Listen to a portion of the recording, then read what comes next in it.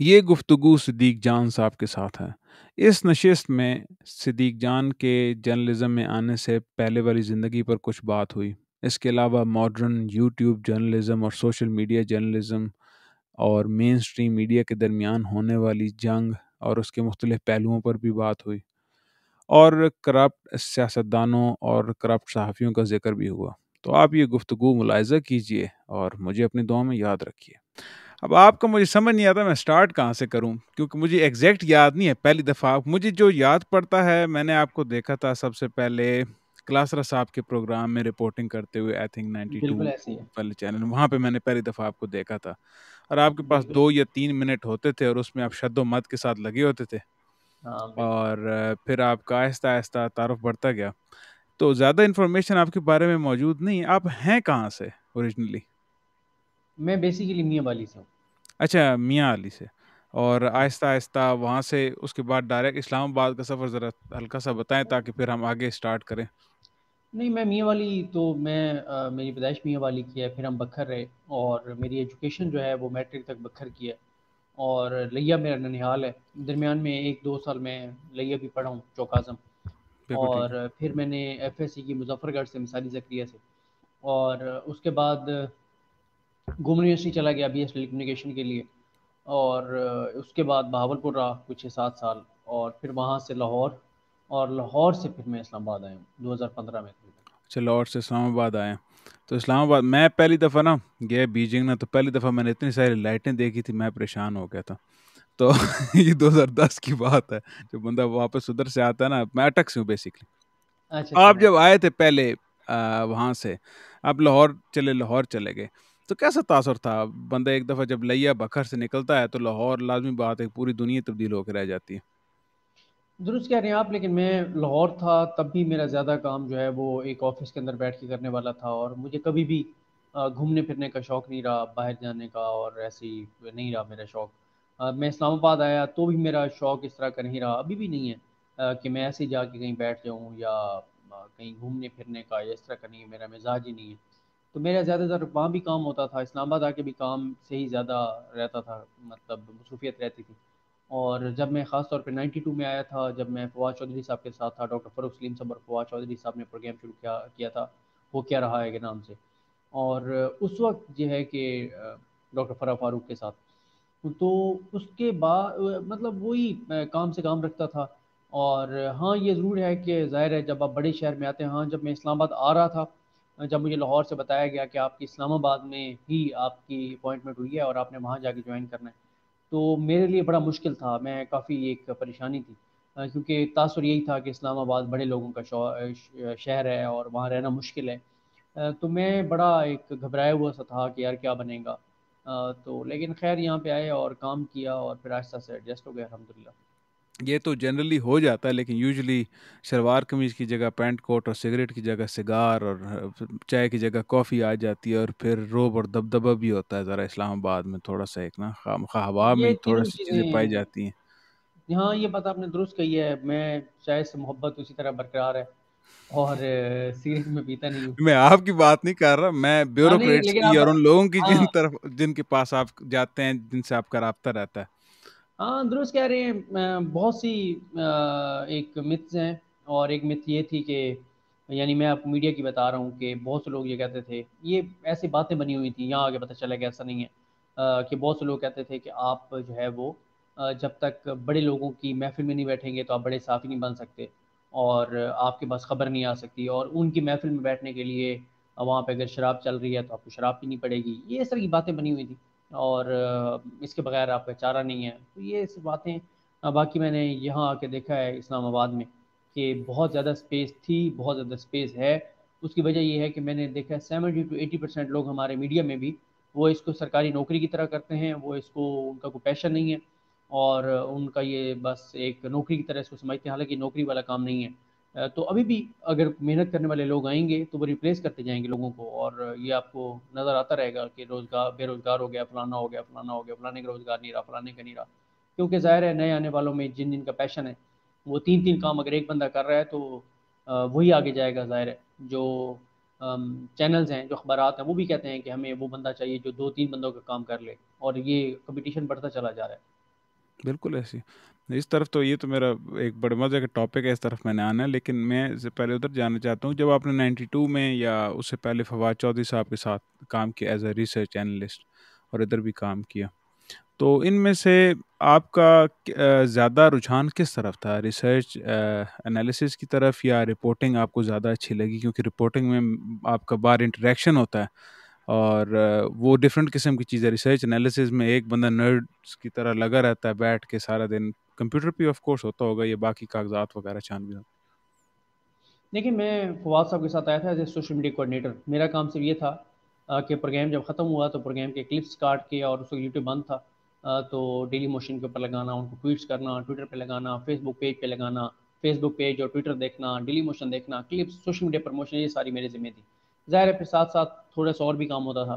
لیکن اصل جو میرا ایکسپوئر ہوا یا میرا ایکسپیرینس جو ہوا یا جو میں نے سیکھا، وہ میں نے کلاسرا صاحب کی ٹیم میں آگے سیکھا.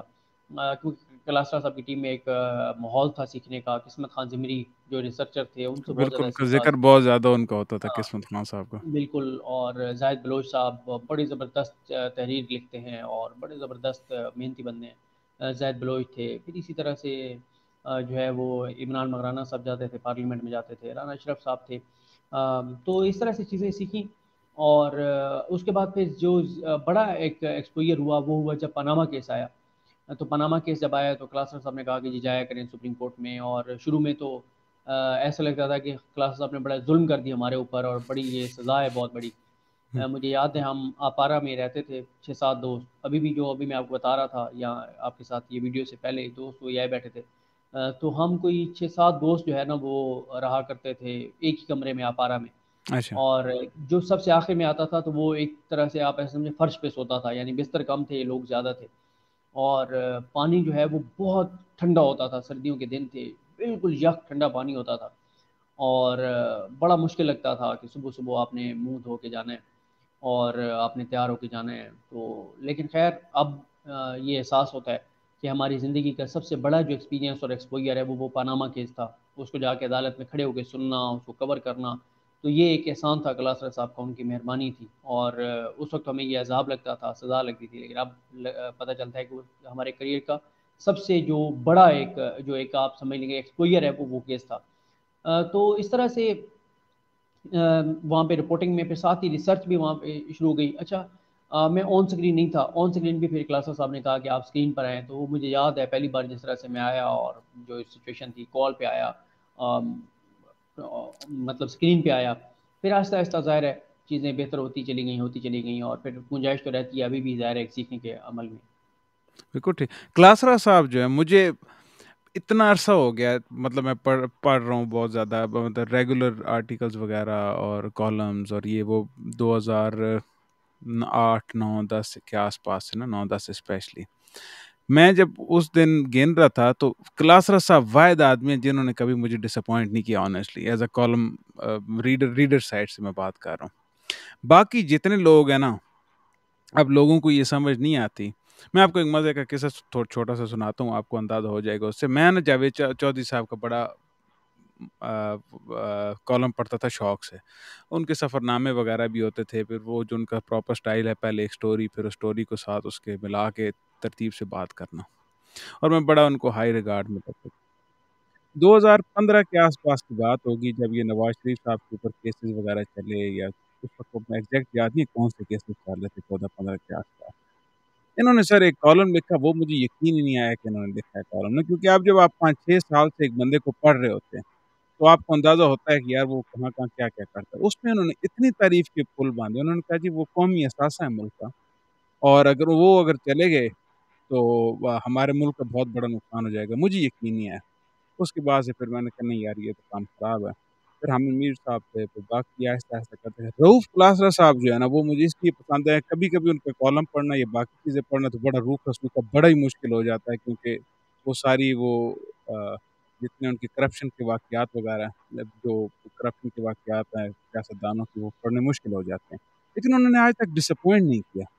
اب میں دوسری طرف یہ سوچ سکتا ہوں، اس طرح کے لوگ ہوتے بڑے ڈاڈے ہیں کام کرنے کے لحاظ سے، تھوڑے ہیں سخت وہ، یعنی. دیکھیں میں آپ کو بتاؤں کہ میڈیا انڈسٹری میں ایک تو میں آپ کو یہ بتا دوں کہ میں اپنی سب سے بڑی خوش نصیبی یہ سمجھتا ہوں کہ مجھے رؤف کلاسر صاحب اور عامر متین صاحب جیسے استاد ملے، اور ان کی ٹیم میں جس طرح سے خاص طور پہ قسمت خان نے سپورٹ کیا اور سکھایا، ظاہر ہے مین تو کلاسر صاحب اور عامر صاحب نے سیکھا اور پھر قسمت خان سے سیکھا۔ دیکھیں میں آپ کو کچھ چیزیں بتاتا ہوں۔ ایک تو یہ ہے کہ کلاسر صاحب اور عامر صاحب پچھلے 20 برس میں ان کی پالیسی ایک ہی رہی ہے کہ حکومت کوئی بھی ہو، چاہے وہ مشرف کی ہو، چاہے وہ آصف علی زرداری کی ہو، گیلانی کی ہو، نواز شریف کی ہو، کسی کی بھی ہو، عمران خان کی ہو، ان کا ایک مستقل ویو رہا ہے۔ اچھا، تحریک انصاف کو ان سے کیا شکوہ ہے رؤف کلاسر صاحب سے؟ وہ یہ کہتے ہیں کہ دیکھیں جی، ہمیں جمعہ 8 دنوں میں حکومت میں آئے ہوئے، ہمیں کوئی تھوڑا سا آپ مارجن دیں، تھوڑا سا ہمیں ایک آپ تھوڑا سا ہمیں ٹائم دیں۔ ان کا یہ ایک تحریک انصاف کے لوگوں کا ان کے ساتھ شکوہ ہوتا ہے۔ لیکن کلاسر صاحب کا ایک مستقل ویو رہا ہے، اور عامر متین صاحب کا کہ حکومت کوئی بھی ہو، ان کے جو ہاں، انہوں نے خیالات ہیں وہ باقیوں سیم کو بھی رہیں نہیں گے۔ دیا، انہوں نے ہاں، ان باقیوں کا کو بھی نہیں سیم، دیا نا۔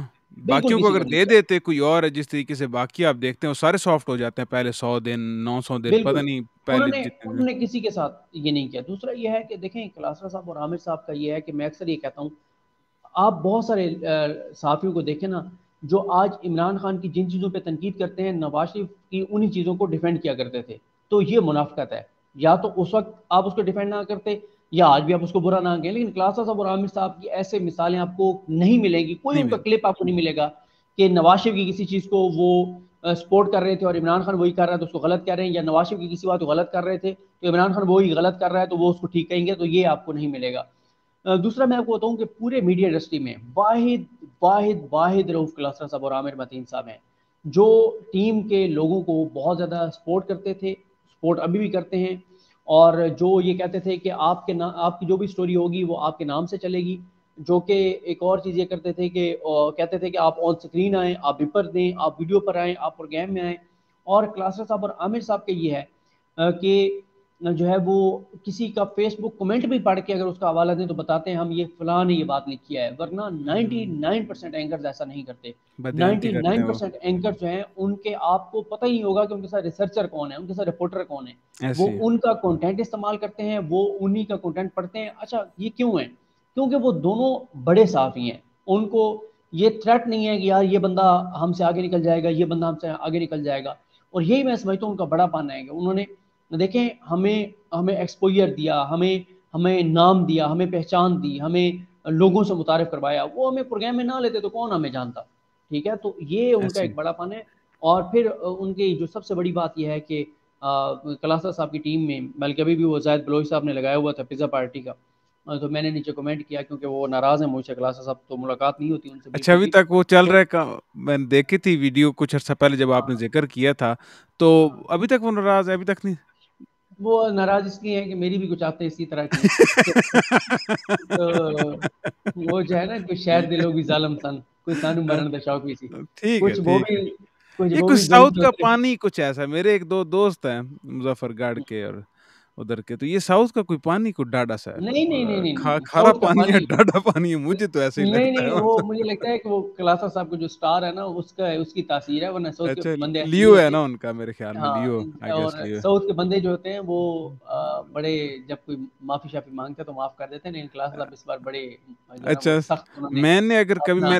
میں کو اتنی دفعہ کوشش کیا ان سے رابطہ کر، میرا جب بھی رابطہ ہوگا تو میں نے اگر کبھی پوچھنا ان سے، میں کہنا جی آپ ہر وقت کہتے ہیں معاف کر دو، معاف کر دو، معاف کر دو، تو صدیق جان کو پہلے کریں نا ذرا پرسنل ایگزامپل سیٹ کریں، پھر آگے بات کرتے ہیں۔ نہیں نہیں، وہ ان کا اس میں کوئی قصور نہیں ہے، میں نے آپ کو بتایا نا کہ میری عادتیں اس طرح کی ہیں، تو اس لیے میں ٹھیک ہے۔ کوئی 15 سے 20 تو ان کے قریبی، مطلب قریبی دوست تو نہیں، ان کے جو دوست ہیں، اگر 15 ان کے دوست ہیں ان میں سے 12 کے خلاف تو میں چیزیں کرتا رہتا ہوں، تو ظاہر ہے وہ ان کے اچھا، لیے تھوڑا سا یہ بھی مسئلہ ہوتا ہے تو۔ ایک، ہاں ایک گلہ ویسے میں رہتا ہے، میں ادھر اس کا ذکر کر دوں مجھے بھول نہ جائے، کہ میں نے ایک دفعہ مطلب اس میں ٹویٹر میں بہت پہلے ایک دفعہ ٹویٹ کیا تھا، کراس صاحب نے وہ tweet by the way like بھی کیا تھا، بہت پہلے پرانی بات ہے۔ یہ تھا کہ آپ جس شد و مد کے ساتھ لگتے ہیں، اور یہی مجھے خوشی ہوتی ہے جب میں آپ کو دیکھتا ہوں، عیسیٰ نقوی صاحب ہیں اور باقی جتنے آپ یوٹیوبرز جرنلسٹ ہیں، اور یوٹیوب پہ جو جرنلزم کرتے ہیں موسٹلی، میں جب دیکھتا ہوں مجھے جو خوشی مین ہوتی ہے کہ آپ لوگ رگیتے ہیں، جو یہ اینکر پرسنز اور باقی جرنلسٹ بھی ہیں، پہلے یہ نہیں تھا، یہ آپس میں گڈی گڈی تھے سارے۔ یہ ایک مجھے رہتا ہے کہ کلاسر صاحب اور عامر متین صاحب، کیونکہ ان سے میرے زیادہ ہوپس بھی ہوتی ہیں، یہ لوگ نہیں بات کرتے جرنلسٹ کے خلاف، یہ کبھی بھی نہیں بات کرتے، بہت مشکل سے، میرا نہیں خیال، میں نے آج تک مجھے یاد نہیں کبھی میں نے سنا۔ اچھا یہ ہے کہ ان کا ویو سخت رہا ہے، کئی بار انہوں نے ٹیک آن کیا ہے کئی لوگوں کو، لیکن ظاہر ہے ان کا ایک اسٹیچر ہے، ان کا ایک لیول ہے، وہ اس سے نیچے نہیں آ سکتے۔ ہمارا ابھی وہ نہیں ہے، تو اس لیے ہم سیدھے فائر کرتے ہیں، تو ہم کر لیتے ہیں، ظاہر ہے وہ نہیں کر سکتے، ٹھیک ان ہے، کا ایک یہ بھی ہے۔ پھر ظاہر ہے ایک ہر ایک کی پرسنالٹی ایک ہوتی ہے۔ دیکھیں نا، ہم تو بہت ساری چیزیں ایسی بھی کر رہے ہیں جو کہ جرنلسٹک ایتھکس میں پھر نہیں آتی، لیکن ظاہر ہے ہم کر رہے ہیں۔ تو ان کا ایک ظاہر ہے وہ پرانے صحافی ہیں، انہوں نے وہ جرنلزم پڑھا ہے جو کہ ہونا چاہیے تھا، جو کہ اب نہیں ہو رہا، اس لیے وہ نہیں وہ اس طرح سے کرتے۔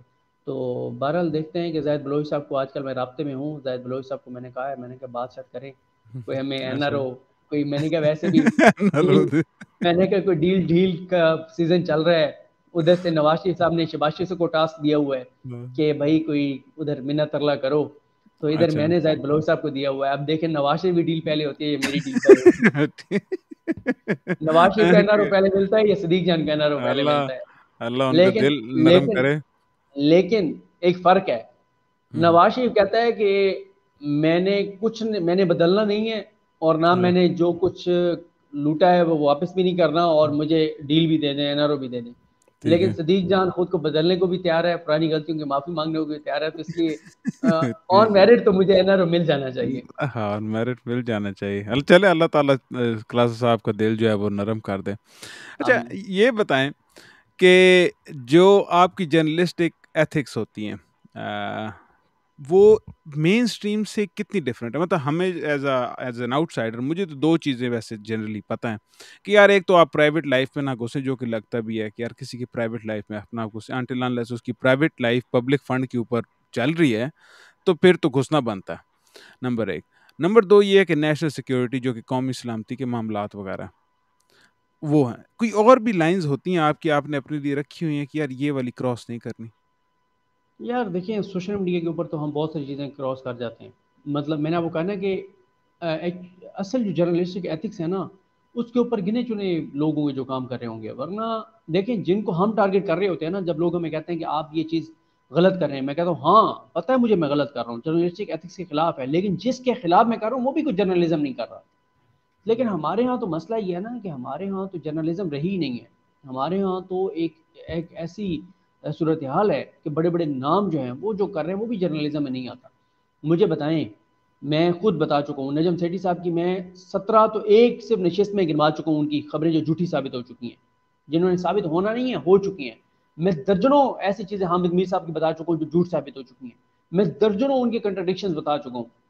ٹھیک ہے، تو بات یہ ہے کہ اب دیکھیں نا، اس میں کوئی شک نہیں ہے حامد میر بہت بڑے ان کو صحافی کہا جاتا ہے، میں آپ کو چیلنج کر رہا ہوں، میں چیلنج کر رہا ہوں کہ ان کے بھی 10 رکنی آپ بورڈ بنا دیں، 10 رکنی، اور 10 کے 10 حامد میر صاحب کی مرضی کے بندے ہوں، اور وہ 10 رکنی بورڈ کے سامنے میں یہ ثابت کروں گا کہ حامد میر صاحب نے جو کچھ کیا ہے وہ جرنلزم نہیں ہے، اور ان کی کتنی خبریں جھوٹی ثابت ہو گئی ہیں، اور وہ 10 بندے لگا دیں 20 بندوں کو اور میرا بھی دکھا دیں کہ میری کتنی خبریں جھوٹی ثابت ہوئی ہیں۔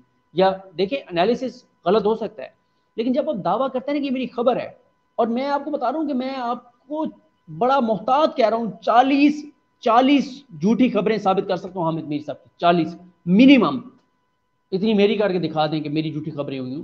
تو مسئلہ یہ ہے نا کہ مجھے اختلاف اس جگہ پہ ہوتا ہے جب لوگ ہمیں کہتے ہیں کہ تم تو پرو اسٹیبلشمنٹ ہو، تم پرو پی ٹی آئی ہو، تم گندے ہو، تم پیسے لے کے کام کر رہے ہو، تم یہ کر رہے ہو، تم وہ کر رہے ہو، تم جرنلزم نہیں کر رہے۔ انہیں ہم کہتے ہیں اچھا پھر آپ بتائیں جرنلزم کون کر رہا ہے؟ حامد میر کر رہا ہے۔ پھر یہ نہ کریں، یہ نہ کریں، بالکل نہ کریں گے، یہ نہ کہیں کہ حامد میر جرنلزم کر رہا ہے۔ تو پھر آپ نے کرنا ہے تو پھر ہاں آپ کسی بندے کا نام لیں جس کا موقف جو ہے وہ ہمیشہ سے ایک کنسسٹنٹ رہا ہو، تو حامد میر کے ساتھ پھر یہ نہ کہ حامد اچھا میر جرنلزم کر رہا ہے۔ یوٹیوب نے نا بہت حد تک لوگوں کو ایکسپوز کر دیا جب یہ یوٹیوب پہ آئے۔ اب تو میرے خیال میں حامد میر صاحب جو ہے وہ تو ہمت ہار گئے آئی تھنک۔ تو خیر وہ یہ ہوتا ہے کہ اب جب ادھر آئے تو ان کو پتہ لگ گیا مطلب کون کس بھاؤ تولتا ہے نا، کس کا کتنا کتنا وزن ہے۔ اور اب ان کی کانٹرڈکشن اتنی زیادہ ہو جاتی ہیں ان لوگوں کی کہ آہستہ آہستہ میرے خیال میں ان کو سمجھ نہیں آتی، اور پھر ویڈیو کی وجہ سے ان کی حرکتیں اسٹل پرانی ہیں۔ جس طریقے سے آپ پہلے دعوے کر دیتے تھے اخباروں میں، پھر بعد میں کہہ دو جی پتہ ہی کوئی نہیں، اب وہ بلٹ ٹرین لاہور سے کراچی تک بنانی تھی. باقی اس مطلب یہ تو خیر بہت نارمل سی بات ہے اور کیا کیا کیا کہ بندہ تھک بھی کیا ہے. لیکن یہ جرنلزم کی طرف میں زیادہ آنا چاہتا ہوں اس طرف کہ ان لوگوں کو سمجھ نہیں آتی کہ یار سب کچھ لوگوں کو نظر آ رہا ہے. دیکھیں میں خود حیران ہوتا ہوں، میں خود حیران ہوتا ہوں، بہت حیران ہوتا ہوں کہ یار حامد میر صاحب کو پتہ بھی ہے کہ ان کے اتنے جھوٹ پکڑے جا چکے ہیں، لیکن مجھے لگتا ہے، مجھے کیا لگتا ہے، جیسے میں اکثر یہ کہتا ہوتا ہوں کہ مثال دیتا ہوں آپ کو ایک چھوٹی سی. ابھی حکومت جو ہے نا وہ ایڈ دینے جا رہی ہے یہاں پہ ڈیجیٹل میڈیا کو. تو میں نے خود کو رجسٹرڈ ہی نہیں کروایا. مجھے لوگوں نے کہا کہ دوستوں نے کہا، انہوں نے کہا یار تم کیا کر رہے ہو، رجسٹرڈ کروا لو، ایڈ ملیں گے اور میرٹ ملیں گے، تمہیں کون سا کوئی نوازنا انہوں نے. میں نے کہا نہیں یار، پہلے ہی ہم بدنام ہیں. اچھا پھر انہوں نے کہا کہ تم خود کہہ رہے ہو بدنام ہے، بدنام تو ویسے ہی ہو، ایڈ تو لو. میں نے کہا دیکھو، ایک ہوتی ہے پرسیپشن، ایک ہوتی ہے فیکٹ اور ریئلٹی. پرسیپشن یہ ہے کہ ہم آئی ایس پی آر کے پی ٹی آئی کے پے رول پہ ہیں، یہ پرسیپشن ہے. اچھا کیونکہ یہ فیکٹ نہیں ہے اس لیے ہمیں کوئی مسئلہ نہیں ہے. جس دن ہم واقعی لے لیں گے نا، وہ فیکٹ بن جائے گا، وہ ریئلٹی بن جائے گی. اور ریئلٹی اور فیکٹ نہیں چھپتا، ایک نہ ایک دن باہر آ جاتی ہے بات. دیکھیں جو صحافی آج سے 25 سال پہلے ایجنسی سے پیسے لیا کرتے تھے، آ گئی نا باتیں، فائلیں کھل گئی نا.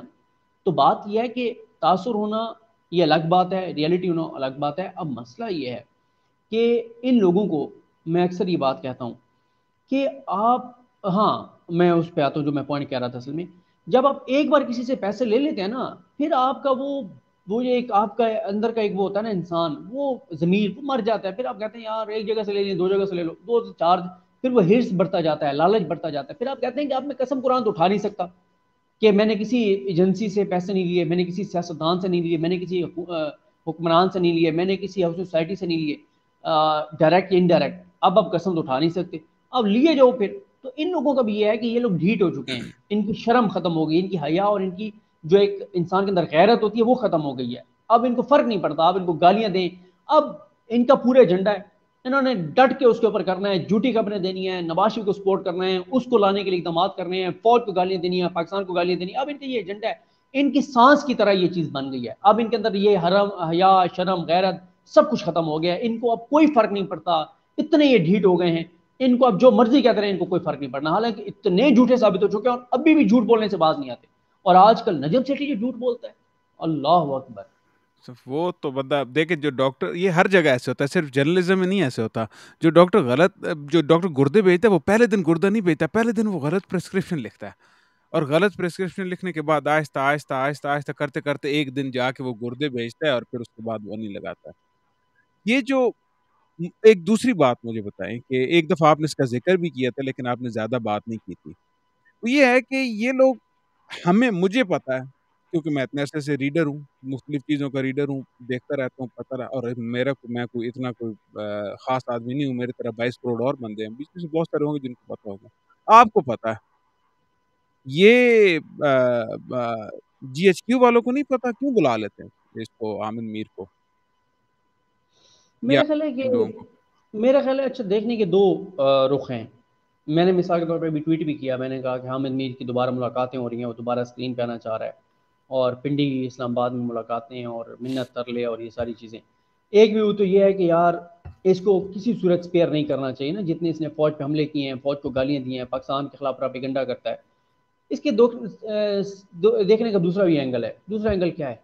دوسرا اینگل یہ ہے کہ یار بجائے اس کے کہ یہ پاکستان سے جائے اور باہر بیٹھ کے انٹرویوز دے، پاکستان کے خلاف لکھے، پاکستان کے اداروں کے خلاف لکھے، جھوٹے الزامات لگائے، تو چھوڑو یار، کریڈیبلٹی تو اس کی ویسے نہیں رہی، وقت تو اس کی ویسے نہیں رہی. تو آنے دو اسکرین پہ، آنے دو، بات کرنے دو، کیا کر لے گا. اور آپ اسکرین پہ کسی، اچھا ایک تو بات یہ ہے کہ میں آپ کو کلیئر کر دوں، اس بار جیو نے خود اس کو آف ایئر کیا. بالکل فوج کی جانب سے نہیں کہا گیا کہ اس کو آف ایئر کریں، صرف فوج یہ دیکھ رہی تھی کہ جیو خود کیا کرتا ہے. ٹھیک ہے، اور جیو نے اس کو آف ایئر کیا. جیو کو تو ماننا چاہیے تھا. اچھا اب میں آپ کو بتا رہا ہوں نا کہ کبھی کبھی میں سوچتا ہوں، خود اپنے طور پہ سوچتا ہوں کہ یار آنے دینا چاہیے یا نہیں آنے دینا چاہیے. پھر کبھی میں کہتا ہوں کہ بالکل نہیں آنے دینا چاہیے، پھر میں کہتا ہوں یار آنے دیں. جھوٹ جو یہ یوٹیوب چینلوں پہ بیٹھ کے بول رہا ہے، ٹی وی پہ بھی بول لے. ٹی وی کی اب وہ وقت نہیں رہی، ٹی وی نہیں، پہ مسئلہ شاید اس سے کم نہیں لوگ. ہے، بول لیں وہ آ جائیں اس سے مسئلہ. میرے جو سوال ہے وہ یہ ہے کہ یہ کیوں بلاتے ہیں اپنے فنکشن میں، کیوں بلا لیتے ہیں؟ انہیں نہیں پتہ لگا آج تک. یہ بات آپ کی ٹھیک ہے، لیکن میں وہی کہہ رہا ہوں کہ ایک کوشش بھی تو ہو سکتی ہے نا کہ یار ان کو بٹھائیں، ان کو بتائیں، ان کو کلیئر کریں. میں آپ کو ایک بتاتا ہوں بات. ابھی 2-3 دن پہلے شاہ محمود قریشی صاحب نے ایک بریفنگ دی. شاہ محمود قریشی صاحب تھے، فواد چودھری صاحب تھے، فروخ حبیب صاحب تھے، یہ OIC کے حوالے سے. میں کہتا ہوں کہ جتنے بھی وہاں پر اینکرز موجود تھے، جتنے بھی وہاں پہ صحافی موجود تھے، ان کو جتنا اس ایک نشست سے پتہ چلا ہوگا اس سے پہلے نہیں پتا تھا انہیں. اچھا. اور ظاہر ہے اس سے انفارمیشن ملی. اب یہ ہے کہ ان میں سے کوئی یہ نہیں کہہ سکتا کہ یار ہمیں بتایا نہیں گیا، ہمیں پتہ نہیں تھا، یا میں یہ اپنی کم علمی کی وجہ سے بات کر رہا تھا. میرا خیال ہے کہ میں آپ کو بتا رہا ہوں کہ میں بھی جس وجہ سے کلاسا صاحب ناراض بھی مجھ سے رہتے ہیں اور ابھی ہیں، میں ذرا میرے اندر نا ذرا جذبات زیادہ ہیں، تو میں جذباتی ہو کے ٹویٹس اس طرح کی کر دیتا ہوں. پھر میں خود سوچتا ہوں ٹویٹس کرنے کے بعد، اور یہ میں کہتا ہوں یار آنے دیں اس کو اسکرین پہ، حامد میر کو، کیا ہو جائے گا؟ پہلے کون سا کوئی اور جائے GHQ جائے ISPR کی پریس بریفنگز میں جائے، کوئی مسئلہ نہیں ہے، بیٹھے وہاں پہ کرے سوال جواب سنیں یا بریفنگ سنیں، پتہ چلے. تو میں نے آپ کو بتایا نا کہ دیکھنے کے دونوں ویو ہیں اس پہ. آپ کے ہاں. دیکھنے والوں کے بھی مختلف ویو ہوگا. ایک ہوگا کہ نہیں نہیں نہیں نہیں، سوال ہی پیدا نہیں، اس کو تو جیل کے اندر ڈالیں. یا تو آپ ڈالیں جیل کے اندر، یا تو آپ اس کو فکس کریں. نہیں کر سکتے بھائی، پھر آپ کیوں اپنے اوپر ایک الزام لے رہے ہیں کہ آپ نے افیئر کرایا ہوا ہے؟ آنے دیں، TV پہ کیا کر لے گا. ہاں یہ بھی ہے، اتنا عرصہ کوشش جس کر بندے کے. نے جس بندے نے واشنگٹن پوسٹ، فلانے فلانے فلانے، بنگلہ دیش کے اخبار، انڈیا کے اخبار، ان میں کالمز لکھ کے دیکھ لیے ہیں، انٹرویوز دیکھ کے دیکھ لیے ہیں، یوٹیوب پہ مطلب انتشار پھیلا کے دیکھ لیا ہے، پاکستان کے خلاف باتیں کر کے دیکھ لی ہیں، ٹویٹر پہ پاکستان کو بدنام کر کے دیکھ لیا ہے، فوج پہ الزامات لگا کے دیکھ لیا، کچھ نہیں کر سکا. بے وقت تو وہ ویسے ہی ہو گیا، جھوٹا تو وہ ویسے ہی ثابت ہو گیا، اثر اس کا وہ رہا نہیں ہے. آنے دیں اسکرین پہ، کیا ہو جائے گا. یہ بھی ہے. یہ دوسرا ویو ہے. یہ دوسرا بھی ہے ویسے. ٹھیک ہے، اچھا ہے. جو بھی ہو لازمی سی بات ہے، لیکن ویسے یہ ہو گیا یوٹیوب سے بہت زیادہ، کیونکہ انفارمیشن کی منوپلی ختم ہو گئی ہے نا چینلز کی، تو بڑا ایزی ہو گیا ہے. کیونکہ اگر آپ نہیں کہیں گے تو دوسرا کہہ دے گا، وہ نہیں کہے گا تو پیچھے 10 لائن میں اور کھڑے ہوئے ہیں 100 سبسکرائبر والے، جو کہ سچی خبر کو بیچ میں سے نکال کے کہہ دیں گے لازمی لازمی. تو یہ بڑا اچھا ہو گیا ایک لحاظ سے نا، انفارمیشن کے اوپر سے منوپلی ہٹ گئی بڑے بڑے چینلز کی. یہ تو رہ گئی ادھر کی باتیں. ذرا تھوڑا سائڈ پہ آتے ہیں، دوسری سائڈ پہ آپ کی روزانہ 2-3 ویڈیوز آتی ہیں، پھر آپ وہ ٹی وی چینل کے اوپر بھی آگے پیچھے اوپر نیچے کہاں سے آئے کدھر گئے، کوئی رک کے ٹھہر کے سوچنے کا موقع ملتا ہے کہ یار ریئیکشنری لائف اتنی ایوری ڈے گزر رہی ہے، یہ کبھی سوچتے ہیں یا بس چھکی رکھو کام کو؟ بہت سوچتا ہوں. میرا دل یہ کرتا ہے کہ میں بہاولپور چلا جاؤں، اور بہاولپور کے ساتھ جو ہمارے عزیز ہیں ان کا گاؤں ہے، میرا بڑا دل کرتا ہے وہاں پہ جاؤں، درخت لگے ہوئے ہوں، وہ جو ایک ٹپیکل دیہاتی زندگی ہوتی ہے، اور جو ہے وہ بھینسیں رکھی ہوئی ہوں اور درخت لگے ہوئے ہوں اور کھیتی باڑی چل رہی ہو، اور اس ایک پرسکون زندگی گزاری جائے شہروں کی یہ اور یہ سیاست کی چیزیں ان سے دور کہیں جا کے. اور یہ میرا بڑا دل کرتا ہے کہ بس بندہ دور چلا جائے ان ساری چیزوں سے. بڑا مشکل ہو جاتا ہے، آپ کی پرسنل لائف نہیں رہتی، آپ دوستوں کو نہیں مل سکتے، آپ فیملی میں آپ کو بڑا وہ ایک فیملی کو آپ ٹائم نہیں دے سکتے. میں بہت سوشل ہوا کرتا تھا، اب نہیں رہا سوشل اس طرح سے. دوست ناراض ہو گئے، کئی قریبی دوست، کئی عزیز ناراض ہو گئے. لوگوں کو یہ لگتا ہے کہ آپ پتہ نہیں، اب آپ TV پہ آتے ہیں تو آپ متکبر ہو گئے ہیں، آپ اوقات سے باہر ہو گئے ہیں، آپ اب لوگوں کو ملنا نہیں چاہتے. میرا مسئلہ کیا ہے، میں دن میں کسی ایک بندے کو مل لوں نا تو میری پوری روٹین ڈسٹرب ہو جاتی ہے. اور ہوں. وجہ کیا ہے، صبح 8 ساڑھے 8 بجے آپ نکلے ہیں، آپ کورٹ گئے ہیں، اب تو اتنا زیادہ کام بڑھ گیا ہے کہ آپ کو ہائی کورٹ بھی جانا پڑتا ہے، روزانہ کیسز ہوتے ہیں، سپریم کورٹ جانا پڑتا ہے. 3-4 بجے آپ وہاں سے فری ہوئے ہیں، وہاں سے فری ہو کے آ کے اور سوموار سے جمعرات پروگرام ہوتا ہے، پروگرام کی تیاری کرنی پڑتی ہے، پورے وہ پوائنٹس بنانے پڑتے ہیں، چیزیں کرنی پڑتی ہیں، ٹیم کے ساتھ انگیج ہونا پڑتا ہے، ٹیم کو بتانا پڑتا ہے. اچھا پروگرام کے ساتھ پھر آپ نے ویڈیو کرنی ہے، تو ویڈیو میں کم از کم 2-2.5 گھنٹے کی تیاری سے کرتا ہوں. کبھی یہ نہیں ہوا کہ اٹھا کے اور MI دی. پتہ لگتا میں جی. میں 2 دن سے میں نے ویڈیو نہیں کی. کیوں نہیں کی؟ مطلب مجھے ٹائم نہیں مل رہا 2-3 گھنٹے میں آرام سے بیٹھوں، میں تیاری کروں، چیزیں دیکھوں. اتنا سارا وہ ہمارے ٹیم ممبر تھے، عثمان ان کی شادی تھی اور اس طرح کی چیزیں تھیں، تو کچھ گیسٹ آئے ہوئے تھے. تو بات یہ ہے کہ بہت مشکل ہو جاتی ہے آپ کی زندگی، بہت مشکل. ہر وقت آپ خبروں میں ہیں، ہر وقت آپ ٹاک شوز دیکھ رہے ہیں، آپ اخباریں پڑھ رہے ہیں، آپ چیزیں پڑھ رہے ہیں، آپ عدالتوں میں جا رہے ہیں، آپ پروگرام کی تیاری کر رہے ہیں، ویڈیو کی تیاری کر رہے ہیں. مشکل کام ہے، لیکن ظاہر ہے پیشن ہے، کر رہے ہیں. اور لیکن دل بڑا چاہتا ہے کہ اب بس بالکل اس سے بندہ سائڈ پہ چلا جائے، آرام سے بندہ جا کے اپنی زندگی گزارے آخری کسی دفعہ دور چھٹیاں کسی کب عالم. لی تھیں؟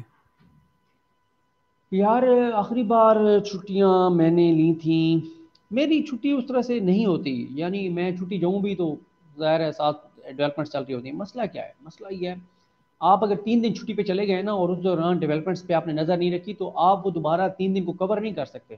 اتنی زیادہ ہیپننگز ہو رہی ہوتی ہیں. اور روزانہ نئی سے نئی چیزیں آ رہی ہوتی ہیں، تو آپ نے ہر چیز، مثال کے طور پہ اب شباز شریف کا کیس آیا، اس کے 4,000 صفحات ہیں، اب آپ نے اس کو دیکھنا ہے اس میں کیا کیا ہے، کیا کیا چیزیں ہیں، کیس کیا ہے، کیسے ہے. اچھا پھر اس کی جب سماعت ہوگی عدالت میں، آپ نے پتہ کرنا ہے وہاں کیا ہوا ہے، کیسے ہوا ہے، کیا ڈیولپمنٹ ہوئی ہے. اچھا پھر اس کے اوپر حکومت نے پریس کانفرنس کیا، کیا کیا، نون لیگ نے پریس کانفرنس کیا، کیا کیا ہے، نیب کا اگر موقف ہے، ایف آئی اے کا موقف ہے، ڈاکومنٹس کیا کہتے ہیں. ایک چیز بھی آ جائے تو آپ کے لیے مشکل ہو جاتا ہے. یہاں تو روزانہ 10 ہیپننگز ہو رہی ہوتی ہیں. تو یعنی کہ مشکل ہے بھاول پور اور مجھے اور دودھ اور حل. ہاں مشکل کام ہے ان دا نیئر فیوچر. ٹھیک ہے.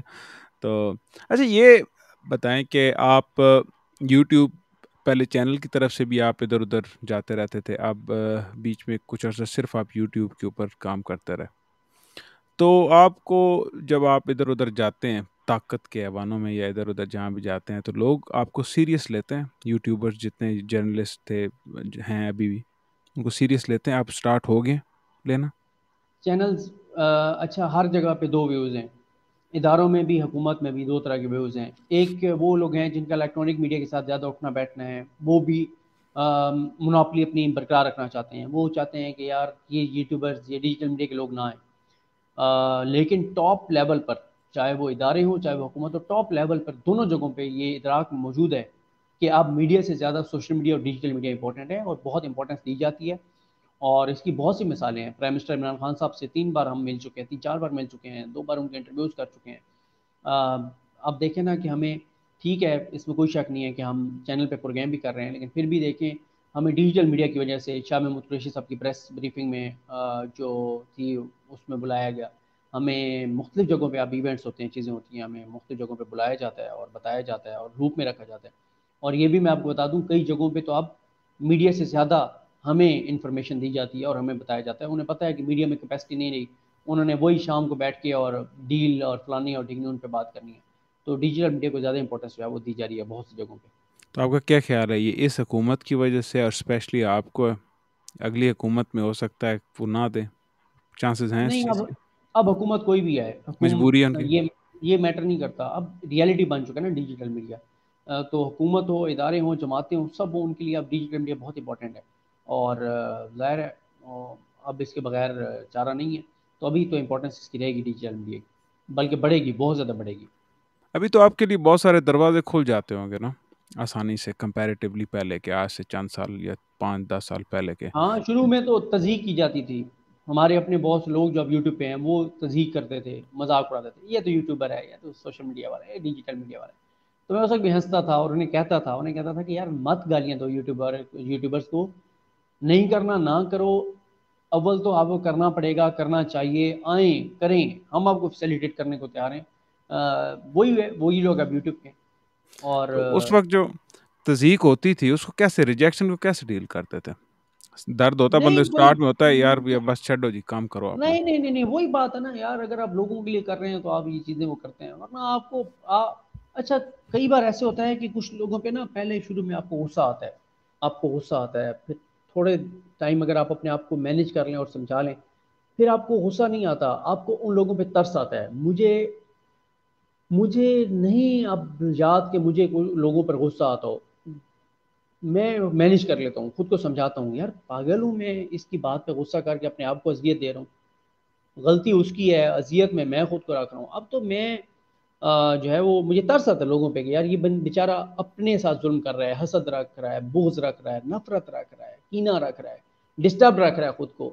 ہمیں کو فرق ہی نہیں پڑتا. بہت سے لوگ ہیں جو سارا دن بیچارے ہمیں بیٹھ کے ڈسکس کرتے ہیں، ان کے اوڑھنا بچھونا ہر چیز ہمیں کرٹیسائز کرنا، ہمارے خلاف ٹویٹس کرنا، ٹینشن ہی نہیں ہے. میں تو جو کچھ لوگ ہیں جو مستقل مزاجی کے ساتھ میرے خلاف ٹویٹس کرتے ہیں، تو میں کیا کرتا ہوں کہ میں بالکل ان کو نہیں دیکھتا. ہاں ہفتے 10 دن بعد جا کے نا ایک ہی بار ان کے سارے ٹویٹس دیکھ لیتا ہوں کہ انہوں نے کیا کیا ٹویٹس کیے تھے. تو فرق نہیں پڑتا. کانسٹنٹ جب آپ اگر کام آپ میں وہ چیزیں پڑھتے جب رہتے آپ ہیں. کا- جب آپ کام میں مصروف ہوتے ہیں تو آپ کے پاس ٹائم ہی نہیں ہوتا.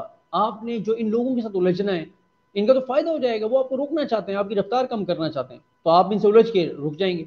تو آپ کیوں ان کے ساتھ الجھ رہے ہیں؟ آپ اپنا کام کریں. آپ کے کام سے ان کو تکلیف ہے، کام اتنا کریں کہ یا تو، اور اس کے لیے دعا کریں کہ اللہ تعالیٰ اسے ہدایت دے، کوشش کریں کہ وہ تھوڑا سا آپ کے ساتھ نارمل ہو جائے. نہیں ہوتا پھر اتنا کام کریں کہ وہ اتنی ٹینشن لے اللہ تعالیٰ معاف کرے یہ بڑی غلط بات کرنے لگا ہوں کہ پھر اس کو کوئی نہ کوئی وہ کوئی دماغی طور پہ وہ اس بیچارے کو کوئی نہ کوئی مسئلہ ہو جائے، کوئی بلڈ پریشر ہو جائے، کوئی پریشانی سے شوگر ہو جائے، تاکہ وہ مزید ذلیل تو ہو نا۔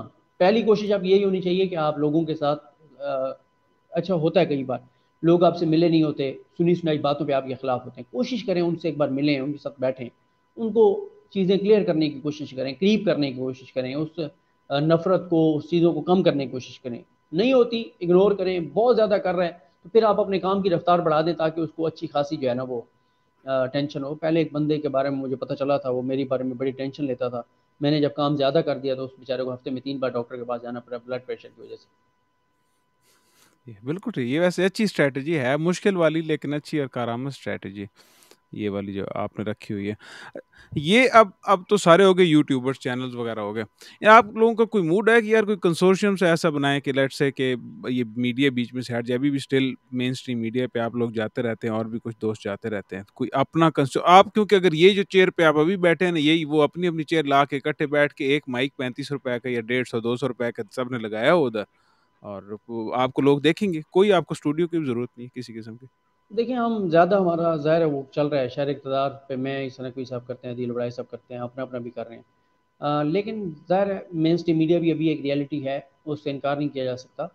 اور باقی یہ ہے کہ اکٹھے کام کرنے کا یہ ہے کہ دل تو چاہتا ہے کہ بہت سے اور لوگوں کو بھی ساتھ ملا کے کیا جائے، لیکن اس میں مسئلہ یہ تو ٹائم کا بہت ایشو ہے، آپ مستقل طور پہ نہیں کر سکتے۔ دوسرا یہ ہے کہ شوق ہر کسی کو ہے لیکن محنت کوئی نہیں کرنا چاہتا، بہت کم لوگ ہیں جو محنت کرتے ہیں، تو ایم ہی آپ اپنے اوپر برڈن ڈال لیتے ہیں، بوجھ ڈال لیتے ہیں، آپ لوگوں کو الٹا، پہلے آپ اپنا کام نہیں ہو رہا پھر لوگوں کا بھی، ایسے ویلے لوگوں کا آپ اپنے اوپر بوجھ اٹھا لیں جو کرنا ہی نہیں چاہتے۔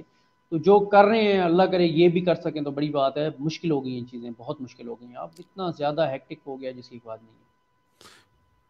صحیح۔ اچھا ادھر باہر رہا ہے کہ نا، تھوڑا سا بھی سیاست کی طرف آتے ہیں، ہلکا سا باہر رہا ہے کہ نا، تو بہت ساری چیزیں آپ کو اچھی طریقے سے اندازہ ہو جاتا ہے اور بہت ساری چیزوں کا آپ کو صحیح ادراک نہیں ہوتا جب میں باہر ہوتا ہے نا بندہ، تو کیونکہ باہر ایک اسپیسیفک کمیونٹی ادھر تو ہر طرف پی ٹی آئی ہے، تو آپ اگر اس کے ذرا سا بھی خلاف سوچنا بھی چاہیں تو آپ کو 10 بندے ایسے ملیں گے آرام سے آپ کو کنونس کر کے دوبارہ اس دھارے کے اندر لے کے آ جائیں گے۔ آپ مجھے بتائیں کہ آج سے 5 سال پہلے یا 4 سال پہلے، مطلب میں اگر کوشش کروں بھی ان بائس ہونے کی تو بعض اوقات مشکل ہو جاتا ہے، آپ کریں گے ہو جاتا ہے بندے سے بعض اوقات مشکل، کیا چیزیں اندرونی لیول کے اوپر بہتر ہوئی ہیں، کام تیز ہوئے ہیں جو کور چیزیں ہیں، یا اوپر سے بس کہا جا رہا ہے کہ جی ہم نے کر لیے، یہ ہو گیا وہ ہو گیا، لگ بھی ایسے ہی رہا ہے کہ صحیح ہو گیا، لیکن ہم چونکہ ادھر پاکستان میں نہیں ہیں تو پتہ نہیں لگتا ان چیزوں کا۔ دیکھیں کچھ چیزیں ہیں وہ ان پہ بالکل کام نہیں ہوا، جیسے پولیس ریفارمز ہے، کوئی کام نہیں ہوا، جوڈیشل ریفارمز پہ اس طرح سے کام نہیں ہوا، بیوروکریسی کے رویے میں کوئی تبدیلی نہیں آئی، پولیس کی کرپشن میں کوئی تبدیلی نہیں آئی، پولیس کے رویوں میں کوئی تبدیلی نہیں آئی۔ اچھا کچھ چیزیں ہیں جو بہت بہتر انداز میں آگے بڑھ رہی ہیں، لیکن اصل میں مسئلہ کیا ہے؟ عمران خان صاحب جو تقریریں کیا کرتے تھے، جو ان کے دعوے تھے، جو نعرے تھے، جو وعدے تھے، ان کو اس طرح سے وہ ایگزیکیوٹ نہیں کر سکے، اور اس کی حقیقت یہ ہے کہ جس بندے نے وعدے تو کیے ہوں، دعوے تو کیے ہوں کہ اس کو 2/3 میجورٹی ملے، وہ آئین میں ترمیم کر سکے، وہ بڑے بڑے فیصلے کر سکے، اور حالت یہ ہو کہ وہ ایک بل پاس کروانے کے لیے بھی اس کو اپنے لوگوں کی بھی منتیں ترلے کرنی پڑیں، اتحادیوں کے بھی ناز نخرے اٹھانے پڑیں، کاف لیگ جیسی جماعت کی بھی بلیک میلنگ برداشت کرنی پڑے ہر بار، ایم کیم کی بھی باتیں سننی پڑیں ہر بار، ان کو بیٹھ کے منانا پڑے، تو بندہ کیا کر سکتا ہے جس کے پاس سادہ اکثریت بھی نہ ہو، سادہ اکثریت بھی اس کے پاس اتحادیوں کو ملا کے ہو، تو مشکل ہو جاتا ہے۔ ایک کرپٹ نظام ہے، ایک عجیب و غریب ہمارا نظام ہے، سسٹم ہے، پھر آپ نے آ کے بیوروکریسی کو ٹائٹ کرنے کی کوشش کی، بیوروکریسی آج تک آپ سے بدلے لے رہی ہے، تو مسائل تو ہیں۔ باقی جہاں تک بات ہے، دیکھیں احساس پروگرام پاکستان میں اس سے پہلے اس طرح کا پروگرام نہیں ہوا ہے، ہیلتھ کارڈ تصور نہیں کیا جا سکتا تھا کہ کبھی پاکستان میں اس طرح کا جو ہے وہ ایک کوئی نظام آئے گا لوگوں کے لیے۔ ڈیم بن رہے ہیں، سڑکیں سب سے زیادہ آپ نے بلوچستان میں بنائی کنیکٹیوٹی بڑھانے کے لیے۔ اچھا ہر ڈسٹرکٹ میں آپ ترقیاتی پیکیجز دیے ہیں، اب ہر ڈسٹرکٹ میں یونیورسٹی بن رہی ہے، اسکولوں کو آپ نے اپ گریڈ کیا ہے، کالجز میں آپ نے اضافہ کیا ہے، یونیورسٹیز میں آپ نے اضافہ کیا ہے، چیزیں ہو رہی ہیں، لیکن مسئلہ یہ ہے کہ صرف ایک چیز ہے اور وہ ہے مہنگائی، اس کی وجہ سے آپ کی تمام چیزیں دب کے رہ گئی ہیں، آپ کی تمام چیزیں جو ہیں وہ کوئی اکنالج نہیں کر رہا، کوئی اس پہ بات کرنے کو تیار نہیں ہے، کوئی اس کو ڈسکس کرنے کو تیار نہیں ہے، اور پھر ایک میڈیا کے ذریعے پرسیپشن بنا دی گئی کہ آپ کی حکومت ایک ناکام ترین، نااہل ترین، ناتجربہ کار ترین، کرپٹ ترین حکومت ہے۔ تو وہ پرسیپشن کافی حد تک بن گئی ہے. اب عمران خان اس پرسیپشن کو کیسے ختم کرتے ہیں، یہ عمران خان کے لیے بہت بڑا چیلنج ہے. بہت ساری چیزیں تو ٹھیک ہے. میں مہنگائی، اب میں نے میری گھر میں والدہ سے بات ہو رہی تھی تو وہ بتا رہی تھی کہ یار اس طریقے سے مہنگائی وغیرہ ہوگی. تو میں نے کہا، میں کہا جی دیکھو ادھر پٹرول جو تھا وہ تقریباً 60-70 روپے کا تھا یا 80 روپے کا تھا کرونا کے دور میں، 6-7-8 مہینے پہلے کا ہے، زیادہ دور بھی نہیں. ابھی کوئی 1.5 سے 2.25 ڈالر کا ہے. آپ سوچیں کہ 150-200% چیز بڑھ گئی ہے. ہر چیز 30-40-50-60% بڑھ رہی ہے، ہر چیز بڑھ رہی ہے. اور بہت سارے چیزیں جو ہیں وہ ڈبل سے بھی اوپر ہو گئی ہیں. اور کیونکہ وہ ڈیلیز کی وجہ سے، جو شپنگ میں ڈیلیز وغیرہ تھے، جتنی بھی چیزیں. اور کینیڈا آئل کا خود پروڈیوسر ہے، کینیڈا آئل ایکسپورٹ کرتا ہے. نمبر 2 پہ پروڈیوسر میرے خیال میں، یا نمبر 1 پہ ہے سعودی عرب سے، نمبر 3 پہ سوری، وینیزویلا، سعودی عرب اور یہ کینیڈا. یہاں پہ مہنگائی کی یہ صورت حال ہے. میں نے پھر ان سے بولا، میں نے کہا جی آپ گھر میں کام کرنے والی ملازمت ڈھونڈتی رہتی ہیں، کوئی ملتی ہے؟ کہتے ہیں نہیں. تو میں کہا مجھے بتائیں، ایک بندہ کام کرنے کو نہیں ملتا آپ کو، آپ کہتے ہیں مہنگائی یار ہوگی. آپ نے وہ بات کر دی ہے. آپ نے وہ، مجھے ایسا لگا ہے کہ پتہ نہیں آپ نے میرے سے یہ بات سن لی ہے کہیں پہ. اور یہ بات میں اتنی زیادہ کہتا ہوں. میں ابھی حامد صاحب یو ایس اے سے آئے ہوئے تھے، تو اچھا. ہمارے دوست ہیں ندیم پھوکر صاحب، تو انہوں نے کہا، تو ہم ابھی کھانے پہ بیٹھے، آئی تھنک پرسوں کی بات ہے. تو ان کو میں نے ایک بات کہی، میں نے کہا سر مجھے ایک بات بتائیں، ہم یہاں پہ بڑا رونا روتے ہیں، غربت، مر گئے مر گئے مر گئے. میں نے کہا کہ آپ کو نظر دوڑاتے ہیں، لاکھوں بے روزگار نظر آتے ہیں، آپ کو گھر میں کام کرنے والا اور کرنے والی نہیں ملتی، آپ نہیں کو اچھا ملتے. ڈرائیور نہیں ملتا، آپ کو خانسامہ نہیں ملتا، آپ کو دفتر میں کام کرنے والا اچھا نہیں ملتا، آپ کو. میں نے کہا کہ یہاں پہ کام کرنا ہی کوئی نہیں چاہتا. پھر ہمارے رویے دیکھیں، ہماری اخلاقیات دیکھیں. جہاں پہ میں رہ رہا ہوں، مجھے 4-5 سال ہو گئے یہاں پہ رہتے ہوئے، مجھے آج تک کوئی ایک یہاں پہ دودھ والی دکان ایسی نہیں ملی جو مجھے پتا ہو کہ یار یہ خالص دودھ دیتا ہے. مجھے آج تک کوئی ایک نمبر کوئی ایسا دکاندار نہیں پتا کہ یہاں مجھے پتا ہو کہ یار شکر اس کے پاس ٹھیک ہے، گڑ اس کے پاس ٹھیک ہے، کوئی شہد اچھا مل جائے، کوئی دیسی گھی اچھا مل جائے، یا مجھے پتا ہو کہ یار یہ اس کے پاس آٹا جو ہے یہ چکی والا یہ ٹھیک دے گا. مطلب حالت ہماری یہ ہے، اخلاقیات ہماری تباہ اور برباد، کام ہم نہیں کرنا چاہتے. اور جو ایک کچھ باتیں ایسی وہ آپ کریں تو لوگ کہتے ہیں کہ پتہ نہیں آپ مولوی بن گئے. اللہ سے رشتہ ہمارا ختم ہو گیا، ناتا ہمارا ختم ہو گیا ہے. مسجدوں میں آپ جا کے دیکھیں، جمعے والے دن 3 فلور فل ہوں گے. عام کسی نماز کے اوپر، عام روٹین میں نماز کے اوپر 3 صفحے نہیں ہوتی.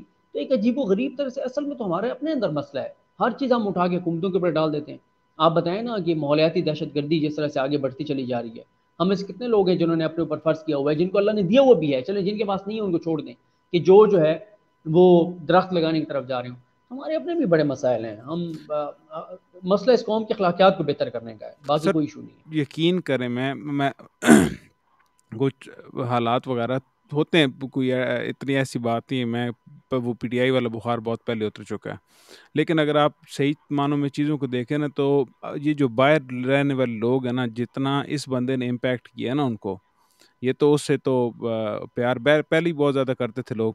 لیکن جتنا ان کی زندگیوں کو عمران خان نے امپیکٹ کیا نا ادھر رہتے ہوئے، اس سے پہلے کبھی کسی نے نہیں کیا. مثلا آپ سب سے آسان لے لیں RDA کا، اس نے زندگی آسان کر کے رکھ دیے تھے. آپ کو اندازہ ہی نہیں ہے کہ لوگوں کے لیے کتنا مشکل تھا پیسے بھیجنا.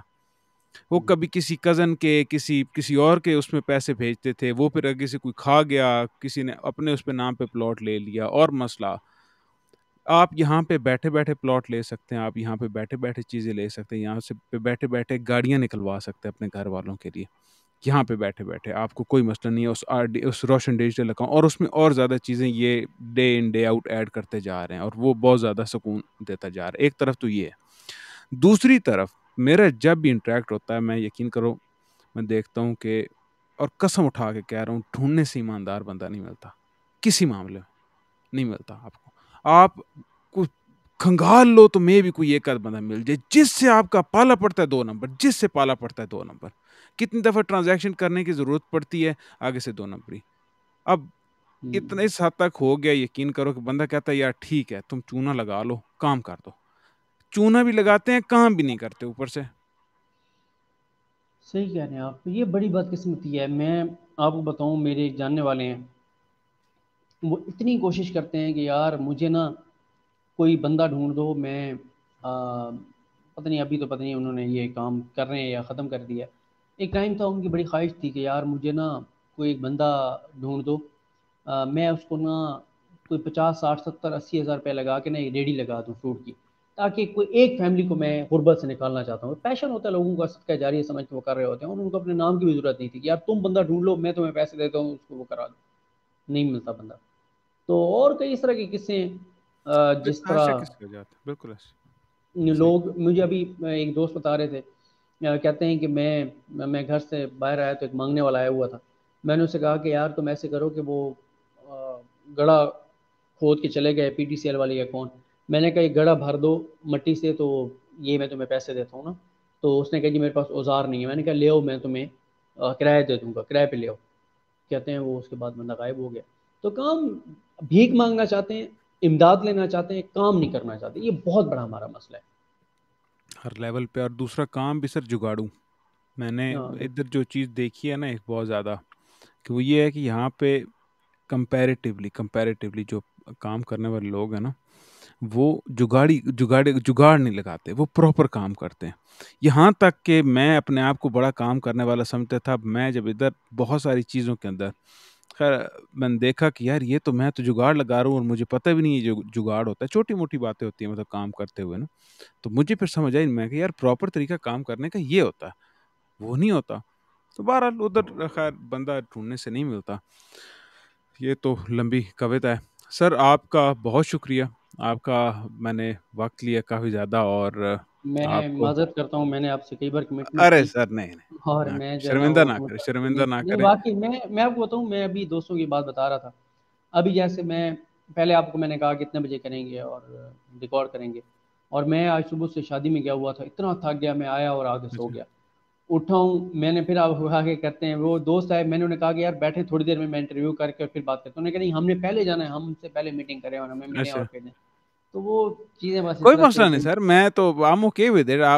آپ کو لگتا ہوگا اوے یار یہ تو مسئلہ ہو گیا، ایسا کوئی مسئلہ کی بات نہیں. آج اچھا میرا میں نے چھٹی کا ویسے دن یہ اندازہ لگایا، کہ باہر والے نا جو اوورسیز پاکستانی ہیں وہ سمجھتے ہیں چیزوں کو، بس ہمارے پاکستان میں لوگ جو ہے نا وہ نہیں. ہوتا ہے. بہت شکریہ سر آنے کا. اوکے اپنا سر. خیال رکھیں اور سر ویلکم. اجازت. اللہ حافظ. اوکے جی اللہ